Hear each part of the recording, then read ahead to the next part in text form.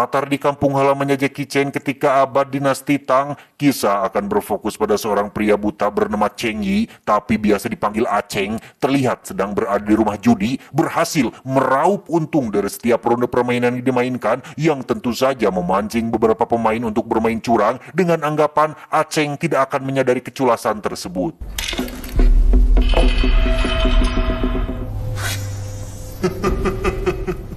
Dan ya, meski Aceng buta bukan berarti dia tidak bisa meraba, sehingga ketika semua orang menyadari kecurangan tersebut, bos pemilik tempat judi ini pun muncul untuk melakukan klarifikasi dengan mempersilahkan Aceng mengambil semua keuntungannya dan pergi dari sini dengan aman.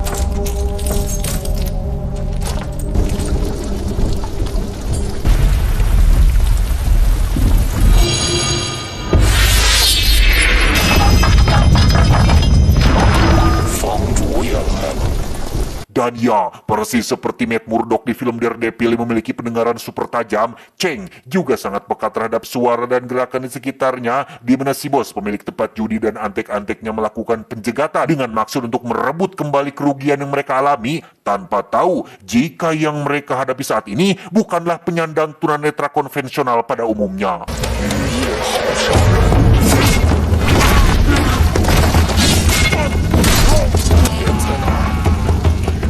Dan inilah si buta dari gua hantu. Loh, dan inilah mata diganti mata, pendekar pedang buta.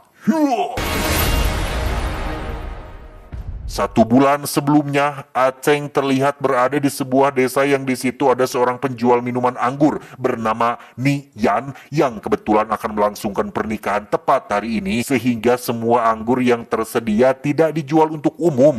Jikalau Aceng ingin minum, diperbolehkan duduk di sini dan ikut dalam hajatan yang sebentar lagi akan digelar.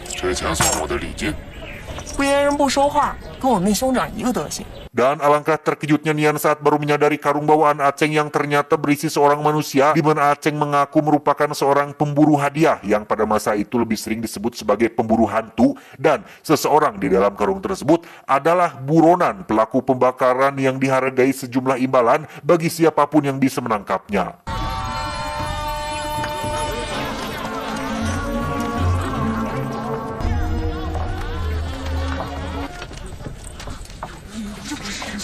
Setelah pesta selesai digelar dan Nian resmi menjadi istri dari salah satu pemuda baik di kampung ini, kemeriahan pesta seketika terhenti saat muncul kakak atau saudara laki-laki dari Nian yang baru pulang dari dinas jauhnya, di mana kakak si Nian ini terkenal galak dan kasar yang membuat keluarga dari suami Nian memilih untuk segera pulang saja karena tak nyaman sekaligus takut akan kehadirannya, yang dari sekian banyak orang yang ketakutan terkecuali suami Nian, hanya Aceng lah yang masih anteng duduk menikmati anggur yang disediakan, sehingga memancing si kakak untuk menakut-nakuti Aceng, tetapi sadar jika Aceng bukan orang buta sembarangan, si kakak pun hanya terdiam seperti kena mental dan membiarkan Aceng pergi ke belakang rumah Nian, lebih tepatnya sebuah parkiran tempat diparkirnya kuda kesayangan milik Aceng, yang karena sudah terlanjur mabuk, Aceng pun memilih untuk beristirahat di sana sampai dirinya tak sadarkan diri.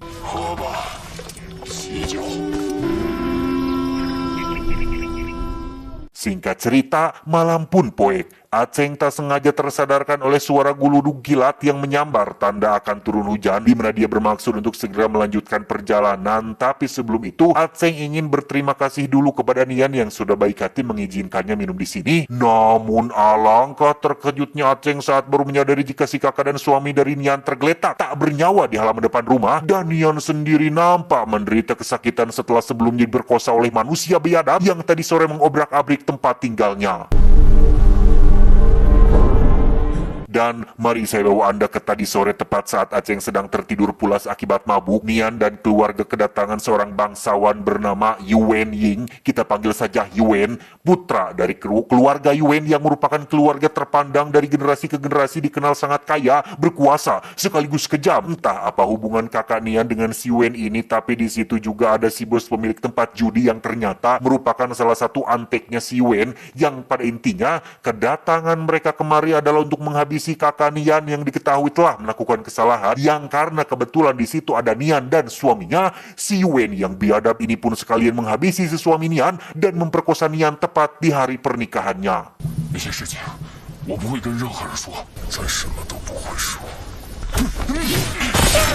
给我砸碎！阿少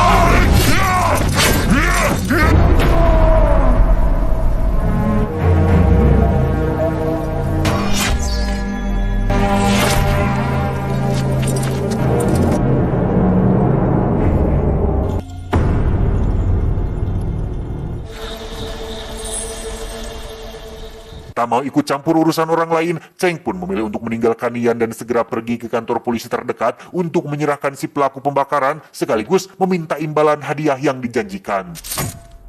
小子，领了上前走吧。 Sebelum pergi, Aceng melaporkan tentang apa yang terjadi di rumah Nian sehingga si kepala polisi dan pasukannya segera meluncur ke sana untuk memeriksa, dan alangkah terkejutnya si kepala polisi saat menemukan panah bertuliskan nama Yuwen sehingga ia akhirnya sadar jika pembantaian ini dilakukan oleh seseorang yang sangat berkuasa di wilayah ini dan tidak ada satu orang pun yang dapat menghentikannya, sehingga daripada Nian terus menuntut keadilan dan membuat polisi kerepotan, si kepala polisi ini justru malah menjadikan Nian sebagai tersangka dengan alasan demi untuk keselamatannya sendiri.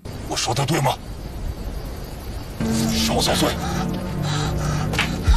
Aceng yang kebetulan masih ada di jalan pun mencegat para polisi membawa Nian ke kantor. Menurutnya, Nian sudah cukup menderita, jangan malah dibuat semakin menderita. Para penegak hukum harusnya mengayomi masyarakat, bukannya malah jadi budak para konglomerat. Awalnya Aceng memilih untuk tidak ikut campur dan mencoba untuk tidak terlalu simpati pada apa yang menimpa Nian karena sudah ada petugas yang memang lebih berwenang dan punya kapasitas. Tapi ketika petugas itu sendiri malah membelot dan malah menambah penderitaan Nian, ya Aceng geram juga, sehingga ia pun memutuskan untuk bertindak dengan cara menghajar para polisi dan membawa Nian bersamanya.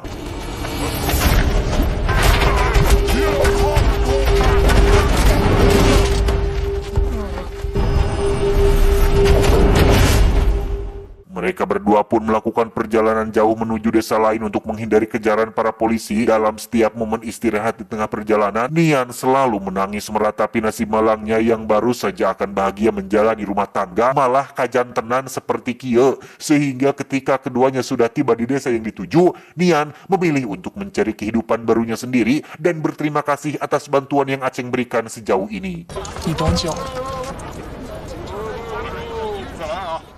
Beralih ke seorang pemain kecapi sekaligus tabib atau dokter muda terkenal di kota ini bernama Qin, kita panggil saja Yuli supaya lebih mudah menyebutnya, yang ternyata di balik wajah cantik dan aura feminimnya, Teh Yuli adalah teman dari Aceng sang pemburu hadiah. Bahkan Yuli juga berperan sebagai pihak semacam agensi lah, atau orang yang sering mencarikan dan memberikan Aceng pekerjaan, yang kerjasama antar keduanya memang sudah terjalin sejak lama.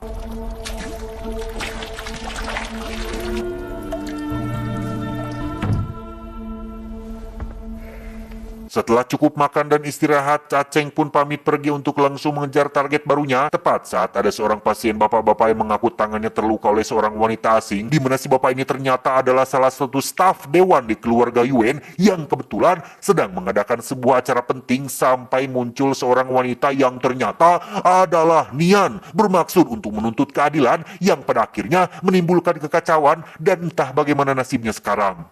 那是个糟人，什么人落到他手里？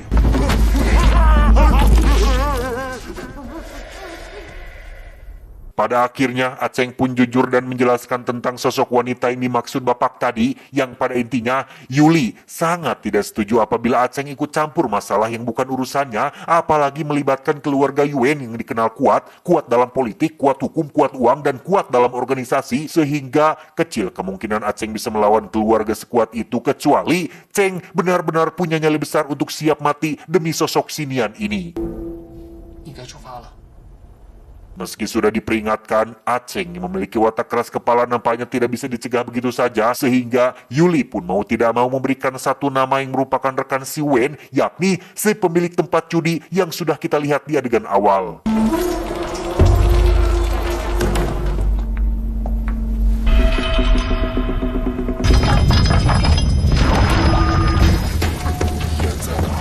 Dan itulah bagaimana kronologi awal kenapa Aceng mendatangi tempat judi tadi, bukan semata-mata untuk depo dan WD, tetapi untuk menemui si pemilik yang merupakan salah satu orang